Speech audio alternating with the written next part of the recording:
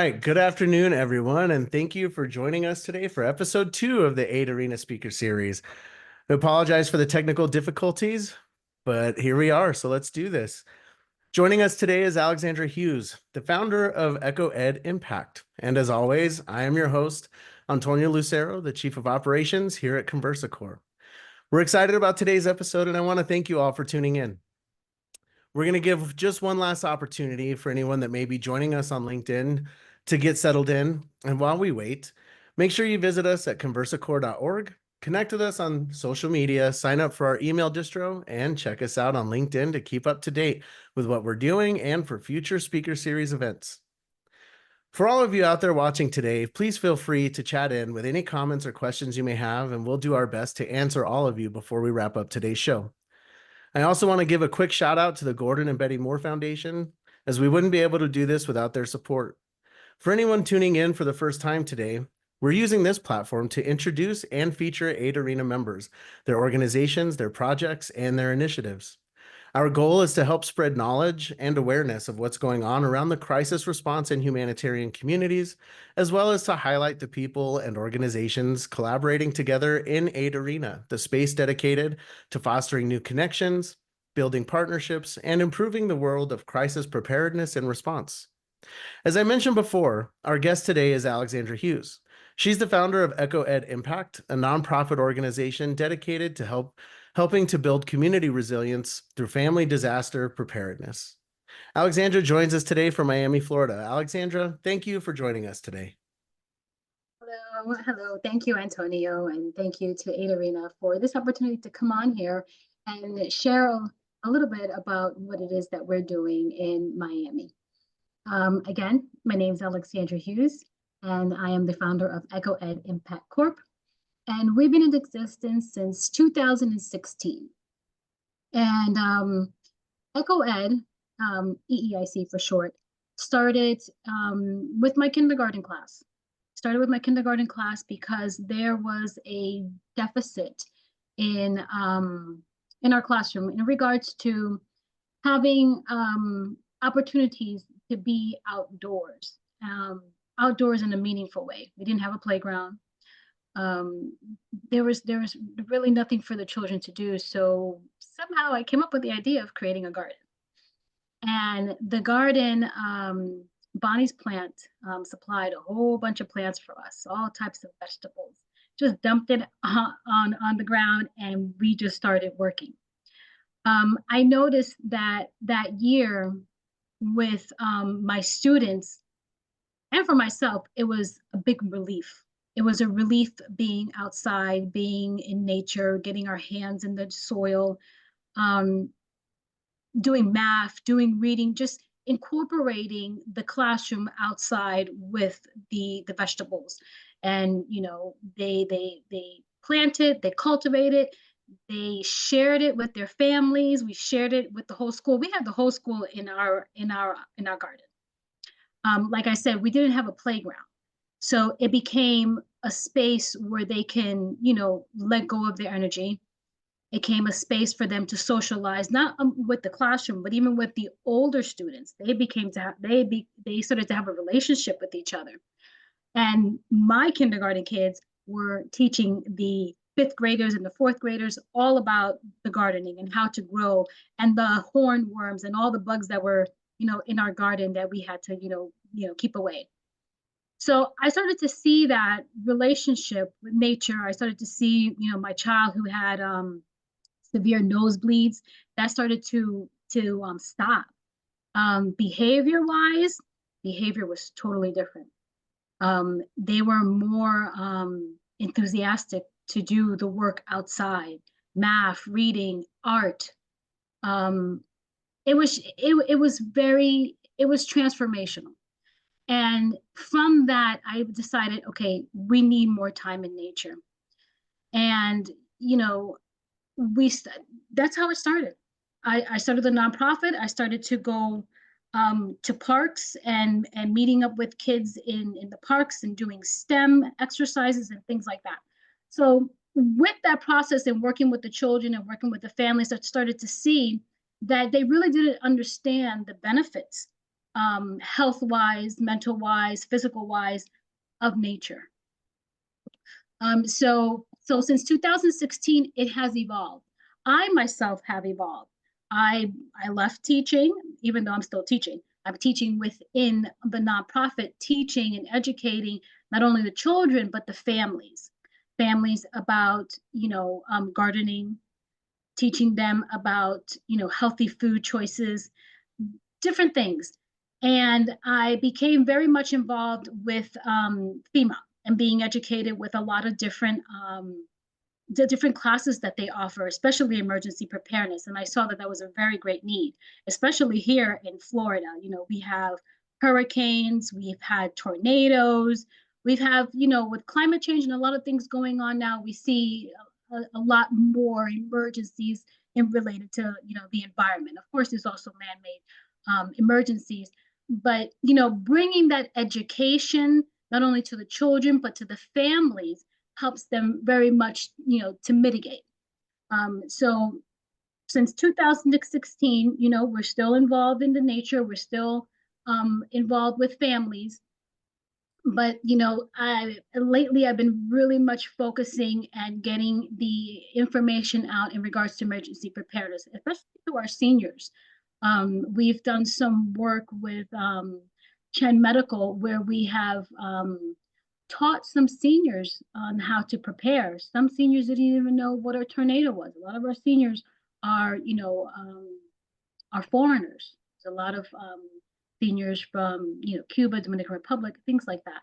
So a lot of these things for some are new, but nonetheless, putting out the information out there. So we pretty much evolved from 2016 with working with children and getting them out and getting them more acclimated in nature for the health and the physical, but also now we are really much focused in targeting the families within the communities and bringing them, the resources that they will need to be able to be resilient in the event of an emergency, and also connecting them with the resources from other partners that we have in the community. It was a little That's bit a of a nutshell about our that's start and who I am. no, that's it's such a great origination story, especially seeing how that was an environment where you realize that greenery and nature could really be such a positive impact, and then morphing that into the disaster preparedness. I love that story. I think that it really kind of highlights the grassroots approach that so many people are taking in the crisis response and disaster preparedness industries and topics of discussion, right? I know that as we started to get to know each other and started to talk about what you're doing and what your initiatives are, you started talking to me about taking a holistic community approach where you have this vision of kind of connecting the dots between one community and then another community and another, and how that starts in the home.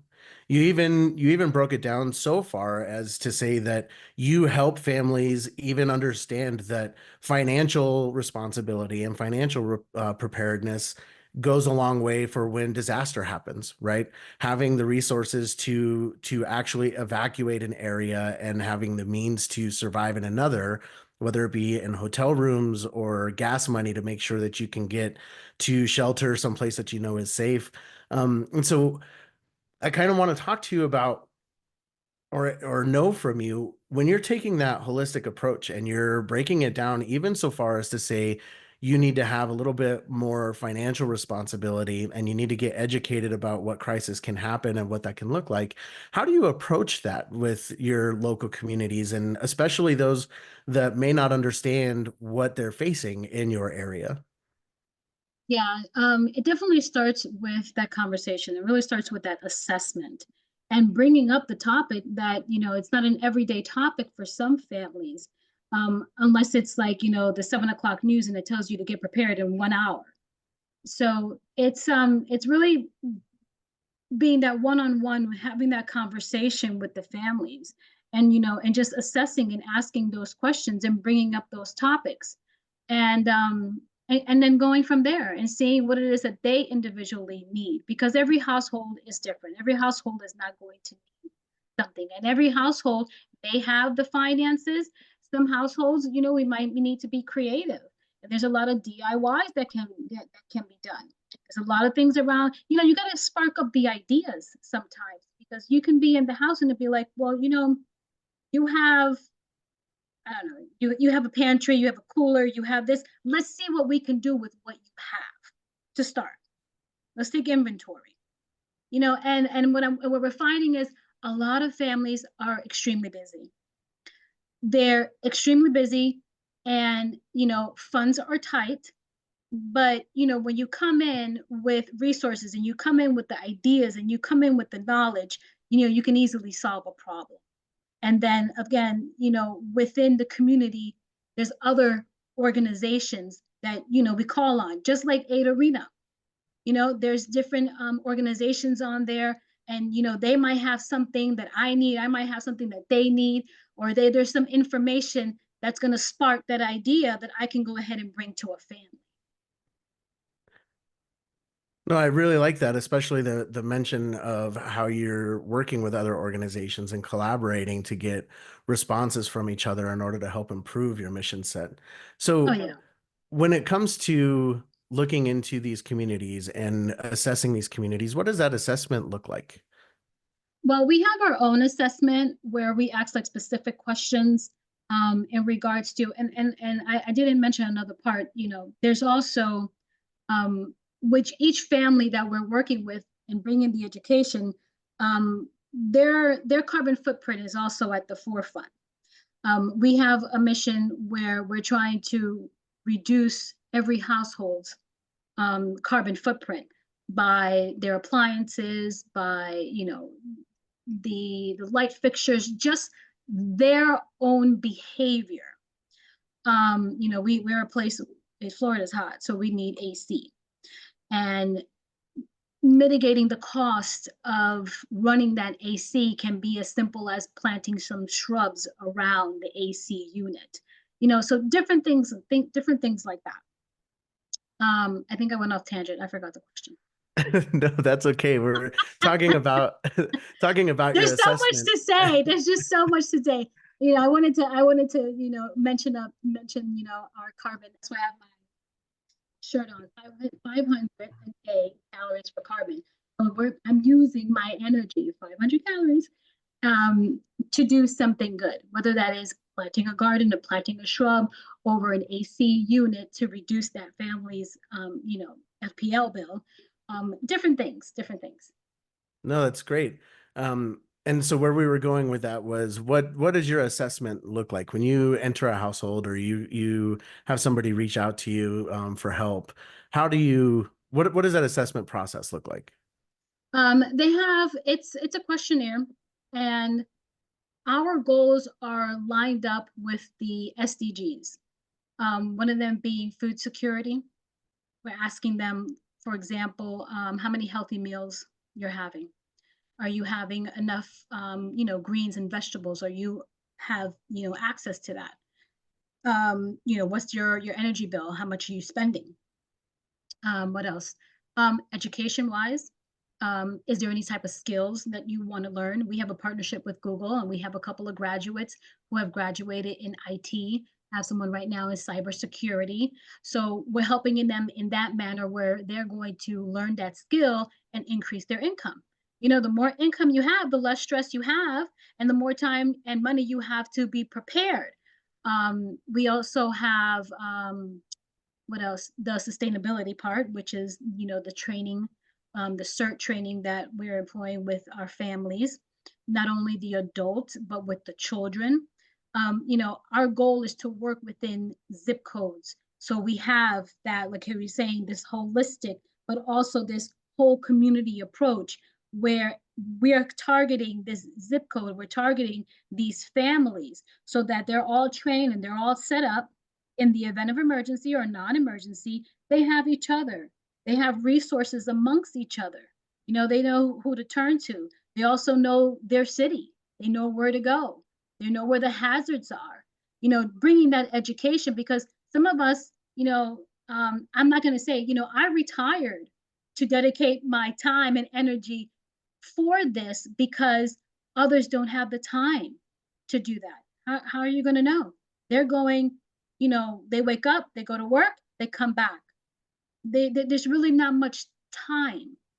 So we got to give them that time and those resources and that education and be there for that community. Now, once you got the training, you got the resources, you got the education, we're working with you. This is not just, an in and out thing. This is a relationship that we're building with these families. It's a whole it's a whole certification program. You have we're anticipating 1 year that you should be stable, that everything on that assessment that we're asking you is completed with 1 year where this family is stable. Not stable just economically and with their education and what they're trying to, the goals that they're trying to reach, but also the emergency preparedness, that they can go out within their community and get together with the other ones and just be ready, be preventative, Sure. practice, help others. Mhm. Sure. And so that's where I was kind of trying to go with this was once you have somebody in your program and you are working with them, the idea is for them to also go out and find others to help as well, right? Exactly. It's a chain effect. And so It's a chain effect. growing your base and growing your network by training and then having them go out and teach others. I love that idea. It's kind of a connect the dots philosophy that really does grow exponentially once you start getting numbers through there. Now you talk about CERT and you talk about these other types of programs. My understanding is that CERT is the FEMA Emergency Response Team qualification program. That is what you're referring to, right? Yes, that's what I'm referring to. I became a CERT trainer maybe about, I think like 2, 3 years ago. And I love it. I've been training adults. I have a project coming up pretty soon where, we're anticipating training 80 adults. And I am working right now into getting into the youth.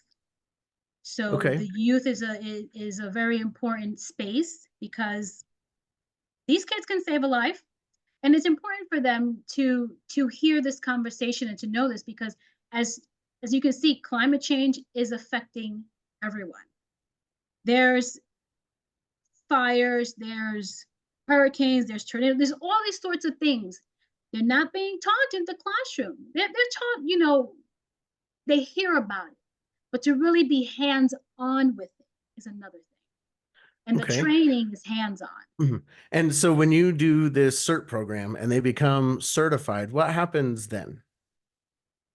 Well, what happens then is that they are part of a community. They're part of a community where they get to practice. They're part of a community that if you're of age, you can be deployed. So it's just something more in their toolbox that they can take on with them in their youth all the way to adulthood. And when we were speaking before, you mentioned that this training program is in partnership with Miami-Dade. How does that work? Miami-Dade CERT, they also they provide the classes. We as instructors, they can provide the space, they provide the instructors, and we work together and we recruit and we bring in students. And They so, have all the equipment, they have everything, so they get to practice how to put out a real fire.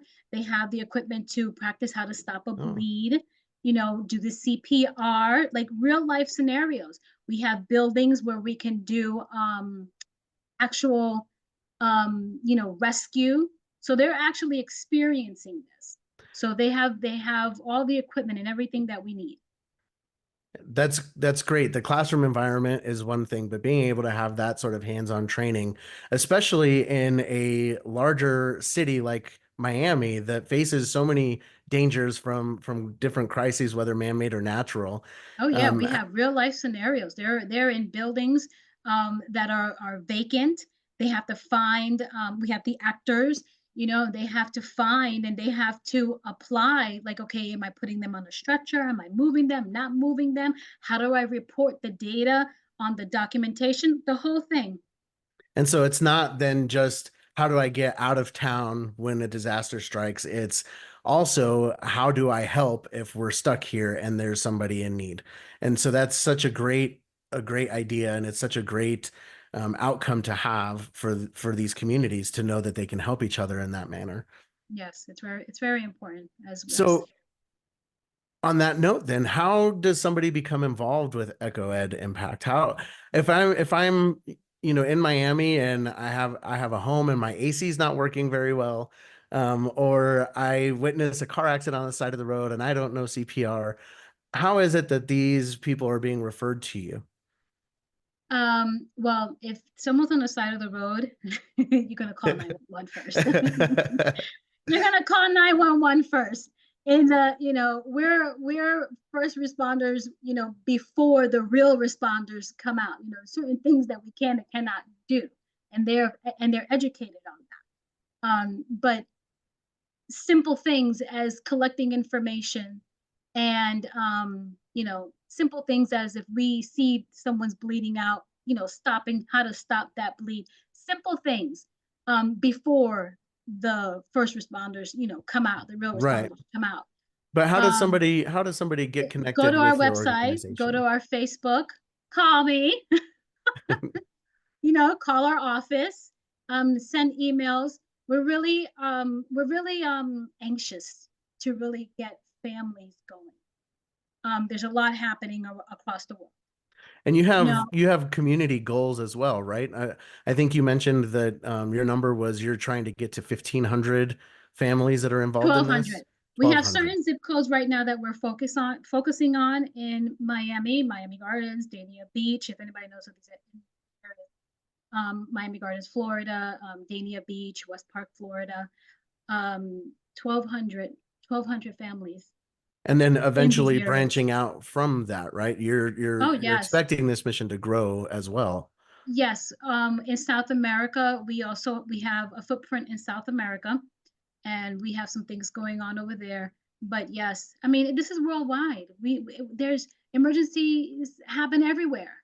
There's families everywhere that are in need of something. So we're here to help.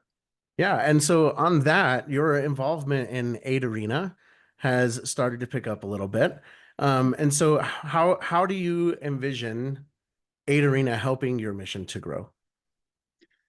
Bringing in more partners to help our families, bringing in more partners, more information to get to the local level, to get to those homes. The more homes that we service, I mean, the less I don't want to say destruction. I don't want to say that, that's too dramatic. But the more people that we help, the more people that have the skills, the more we all can come together and repair and recuperate much more quickly. And so you are then turning to Aid Arena to help you collaborate with others to that effect. Oh, yes. Yes. And even for myself, I don't know everything and I can't do everything.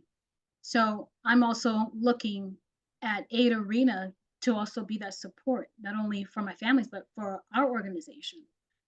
And if somebody's looking to volunteer and they come across your webpage or your Facebook or social media, how do they volunteer with your organization? Whichever way they can, if they can physically volunteer, if they can monetarily volunteer. For example, I have a campaign with my calories. Support my calories at 22 cents to do the work. To go into the communities and bring these classrooms. The equipment that is needed, the flyers, things like that. Help me get out there. So I have a campaign also for that, which is like 22 cents or 20 cents per calorie per my calorie, to continue to do this work and go out. The more I go out, the more I am seeing need. Um, so being able to have that toolbox of resources and people, I can say, okay, you need food, you need your FPL bill paid, you're having trouble with getting your kid transportation, getting your kid to school, or whichever one. Okay, I go in my toolbox. pull it out, and provide those resources. Because at the end of the day, our families drive the economy. We got to get them, going. We got to get them healthy. So, and I know that that this is going to kind of put you on the spot to ask, but how small is your team? Well, it's me, it's my operations director, and we have volunteers that we can call on. So yeah, And this is a we need. 24-hour operation or an everyday operation? This has been every day since 2016. Every day since 2016. This has been every day since 2016. We have our purpose, we have our life mission, and this is it for me. This is my retirement. Well, a great retirement it is, it seems. It is. I meet wonderful people. I meet wonderful people and hear wonderful stories every day. So it's a pleasure. Like meeting you guys has been awesome. And the platform that you have created is like, that's awesome. I mean, we need that communication outside of, we have the social media and we have all that other communication, but this specifically targeted to the emergencies that everyone is facing is ideal. So thank you for that. Well, we really Thank you, appreciate Josney. really appreciate that. Jonesy, Um, sorry. now I do want to circle back to the CERT program training because I know that that's a FEMA initiative and that you are a nonprofit. So can you talk about that relationship a little bit and how it is that you're enabled to not only train these folks, but then you mentioned that they're able to deploy and go help on site. In regards, well, let me back up a little bit. Yes, you are. If you're part of, for example, the Miami-Dade emergency management, for those who are CERT certified, and if, in the event that there needs to be a deployment, we go. For example, I forgot what the incident was, but it was in on the west side of Florida, and they needed us to clean up. They needed us to go out and do assessments with the family, like find out, what is it that you need, pass out food, things like that. Little things like that is a very big deal because everybody needs Sure. water, everybody needs food. There might be some areas, the firefighters and the paramedics are doing like, serious stuff. So these little things do count. Um, and then you're part of that. But my goal, I'm not gonna say my goal, our goal is that within those communities, before those first responders come in, we have this group of families that are already assessing and providing whatever is needed so that when they come in, it cuts down the time. It cuts down the excessive amount of resources that are needed. It empowers these families, and when I say family, I'm including the children too, because the children can do something. It's empowering them also to be able to go out and help and also prevent even more dangers. Because if you see something that, a house was demolished or there's a fire and there's open wires, you're going to know that no, no, no, we're not going to go there. We're not going to touch that. We're not going to add, we're not going to add to the emergency. So that's how we see it. You have like the big deployments for when you're part of that cohort and you're asked to go out, but also within your community, amongst your community. Once that team is established and that education is there, they are the first responders for their household first and for their neighbor. So that's how we see it. And And then then you if never every know, there might neighbor, be more things added, yeah, neighbor to neighbor. And as we move along, as we communicate more, as we partner with city officials, who knows, will grow, and things may be added on as well. So this is right now preliminary. We got to no, get it's the great. people And in and it's, get the education out. yeah, it's a growing mission, and Mhm. it's something that's starting to definitely take a foothold in your local communities there in Miami, and hopefully something that continues to grow. I know that you talked about an initiative that you have in South America, and so can you kind of quickly talk to us about what you're doing in South America? In this particular place, emergency management is not really a conversation. Being prepared and just seeing the things around you that could be a hazard and taking care of it beforehand. So back to that one, it's more of education and pointing out things that, because in the Caribbean, they're very resilient. They're fetching water, they're making their medicines out of different herbs. They're very knowledgeable of nature. They are living within nature, they're working within nature, so they have that relationship. When it comes to climate change or things out of the ordinary, there's some things that they don't know. So bringing that awareness to them. So more of that awareness, and also learning from them and bringing that education back here, because they are also very wise. Sure, that mutual information sharing is Yeah. definitely key to not just understanding what a disaster may be or educating beforehand, but also the lessons learned piece of it, right? What can we learn from what happened to others?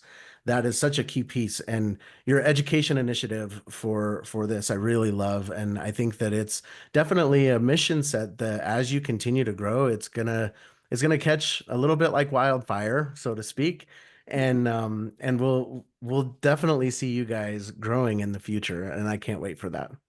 Awesome. Oh yes, I can't either. Thank you for those Now, beautiful words. now I do have one last question that I would like to ask of you, which is to follow up with this whole thing and wrap it up into simpler terms. You're helping communities become more resilient. But if there was one message that you would like to leave our audience with, and anybody else out there that may at any point see this from you, what would that message be? um, well, like I said, my experience with the children and nature. Um, and education, I will forever be a teacher, so that stood out um, very profoundly on me, because I saw the transformation with the children's health and the children's behavior. And we have a lot of unhappiness, and nature is very healing. So reestablishing that human nature relationship, I think, is very important. Even if I know everybody's busy, but just at least take 5 or 10 minutes just to be in nature, experience nature, talk about nature, and take the children with them. Also, being more community centered. Know your neighbor, know your neighbor's needs. If there's ever an emergency, sorry about that. There's ever an emergency, you just hear a lot of things going on. If you ever hear an emergency, you can go to your neighbor. So having reestablishing that community, I think, is also very important. So getting out of nature, experiencing nature, letting nature heal you, you know, and get to know your neighbors. Also, organizations out there doing the work, support them directly, get involved, those type of things. No, I love the sentiment of getting to know your neighbor, and I think our colleague Joe just chatted in that he also likes that message. So again, Alexandra, I think your mission and the community resilience piece that you're doing at such a small local level is going to have such a major impact. So thank you again so much for joining us today, Alexandra. We really appreciate it, and we're so excited to continue working with you in the future. Yes, I'm so happy to have the opportunity to speak on this. And thank you for the platform. Thank you so much, Antonio. And thank you to Ada Rena as well.